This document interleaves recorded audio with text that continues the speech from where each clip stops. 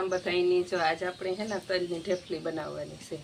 જે બધો માલ ભેરો કરી લીધો સામગ્રી આમાં તલ ભૂંહે નાખ્યા મિક્સરમાં, પછી અહીંયા ભરડકો જાડો લોટ, પછી આમાં ઘી હે ગર ને તેલનું મોણ નાખવાનું લોટમાં. ચાલો આપણે બતાવવા કે બનાવ્યા તલ હે ને મિક્સરમાં ઓલા કરી નાખ્યા મેં એવા આણી એક સાઈડ મૂકે દા આખડી ઘી ગરને નહીં જોઈએ છે.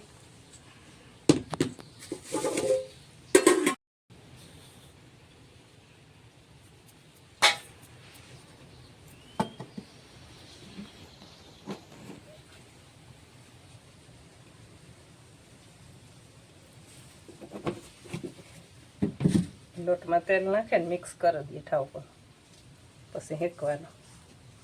તેલનું મૂણ આપણે કહીએ કે મૂણ નાખ્યું છે, મૂણ નાખવું પડે. લોટ હેકવો હોય ઠાવ પૂરતું તેલનું મૂણ નાખે ને પછી ગાંઠું ન થાય જરાક ઠાવકો ભૂંહે નાખીએ તો.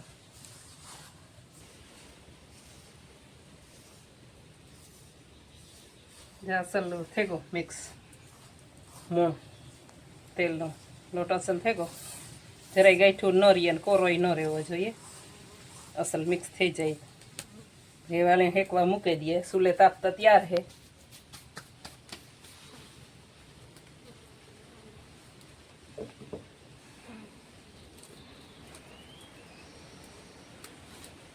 સુલે તાપતા કરી લીધો તો હેકવાનો. હેકવો પડે રાતો થાય.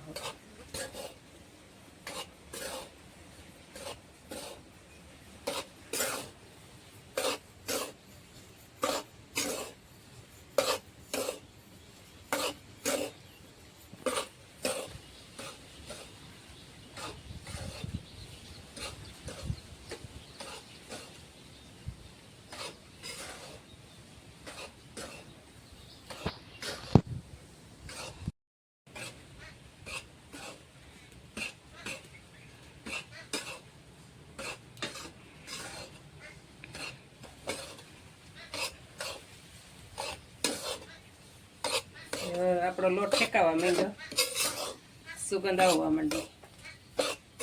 લોટ હેકાય એટલે હા આવે અસર.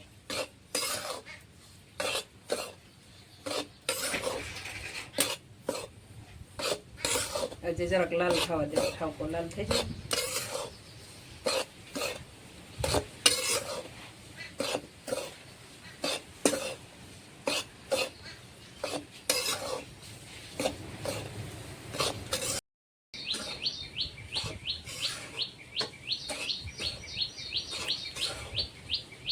હવે આપણો લોટ શેકાઈ ગયો, જરાક થવા માંડ્યો. એ ઉતારીને લોટ આખડી કાઢેલા ઠામમાં શેકાઈ તો બહુ અસલ, એકદમ હાય અસલ આવે.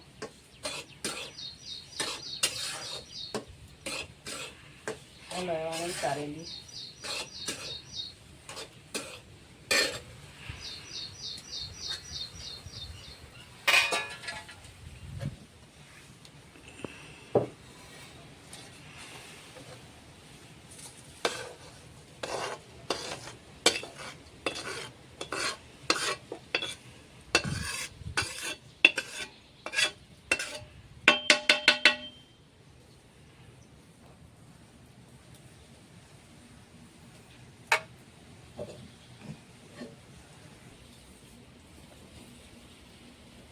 હાલો હવે આપણો લોટ હેકાઈ ગયો છે. આમ કાઢી લીધો, એ બકડીઓ મૂકી દીધો. પછી એમાં ઘરનો પાક મૂકવાનો હે.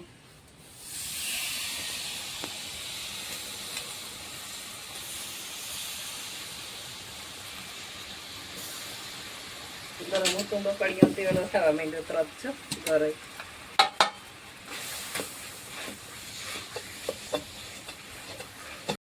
ભેરું નાખી દીધું, ગરમ થવા માંડ્યો. કલર થઈ ગયો છો ઘરનો.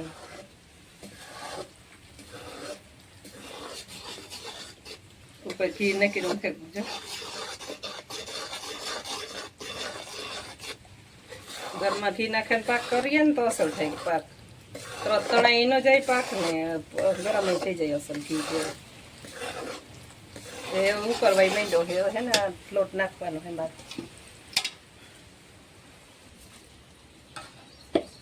જે તલ ને લોટ બે મિક્સ કરતા.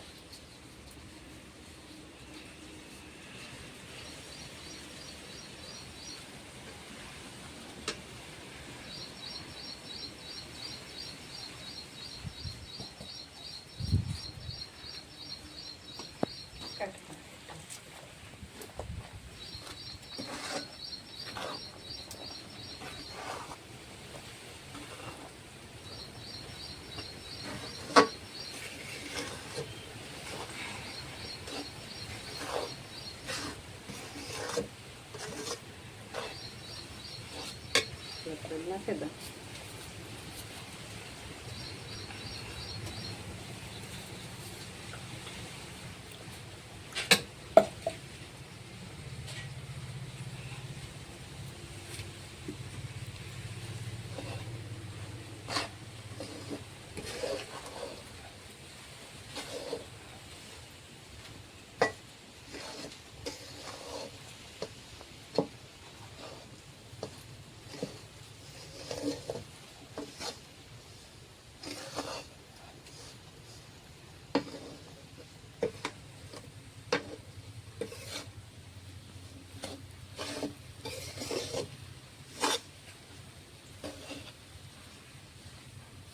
તૈયાર થઈ ગયો પાકઈ અસલ આવે ગયો એવાણે હે ને થારી ઠારે દી પછી એકદમ લાહુ કરી નાખે ઠારે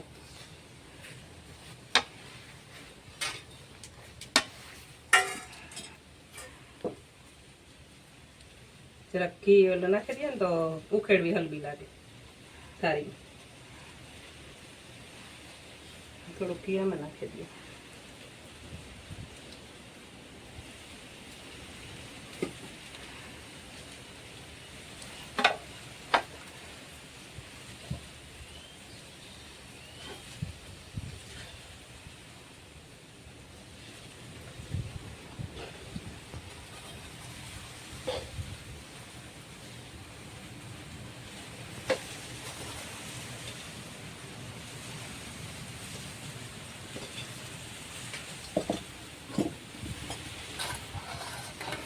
એવાને લાહો કરવાની હવે વેટકેથી જરાક પેલું ભૂંગી નાખીએ ને તો અસર થઈ ગયું લાહો ઘી ભૂંગે વેટકેથી લાહો કરી આટલી ઠરી એટલી જામી જાય અસર ગર હોય ને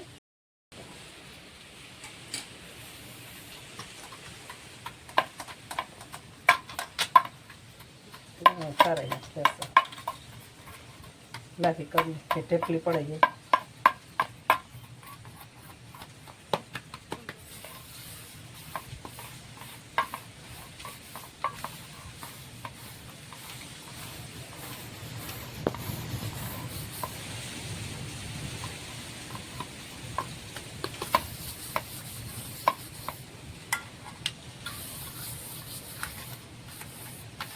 ત્યાં તલની ઢેફલી બને ગઈ ગરમા ગરમ આ થગે હશે પછી સાકુ અહીંયાથી અને ઢેફલી પાડવાની છે જરા ઠરે જાય ને તો ઢેફલી તૈયાર થઈ ગઈ ચાલો ઢેફલી ખાવા કે